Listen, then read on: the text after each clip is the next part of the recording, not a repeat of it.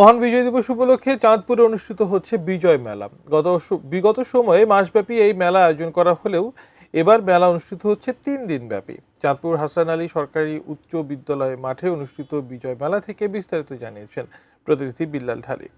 মহান বিজয় দিবসকে আরো রাঙিয়ে তুলতে চাঁদপুরে চলছে মুক্তিযুদ্ধের বিজয় মেলা। যদিও আমরা বিগত বছরগুলিতে এই মেলা আয়োজনকে দেখেছি মাসব্যাপী, এবারই প্রথম এই মেলা আয়োজন হচ্ছে 3 দিন ব্যাপী। আগামী 18 তারিখ পর্যন্ত এই চলবে মেলা আয়োজন। এই মেলাতে যেমনটি রয়েছে সাংস্কৃতিক অনুষ্ঠান আয়োজন, মঞ্চ নাটক, এছাড়াও রয়েছে চাঁপাইনবাবগঞ্জ থেকে আগত একটি দলের লোককথা অনুষ্ঠান। এছাড়াও বিভিন্ন যে চাঁদপুরের ফুড ব্লগার আছে তাদেরকে এবং হস্তশিল্পের যে সমস্ত জিনিস তৈরি হয় সে সমস্ত জিনিস নিয়ে এই স্টলগুলি, এবারে মেলার যে স্টলগুলি আছে সেই স্টলগুলি বরাদ্দ দেওয়া হয়েছে।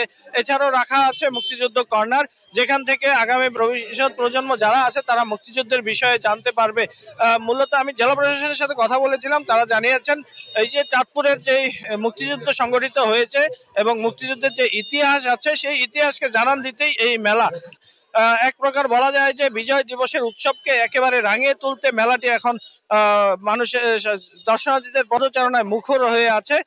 যখন এই সন্ধ্যা নামবে, সাংস্কৃতিক অনুষ্ঠান শুরু হবে, তখনই কিন্তু এই মেলা আরো জাঁকজমকপূর্ণ হবে এমনটাই প্রত্যাশা করছেন এখানকার দর্শনার্থী যারা আছেন। চাঁদপুর মুক্তিযুদ্ধের বিজয় মেলা থেকে এই ছিল আমার কাছে সর্বশেষ।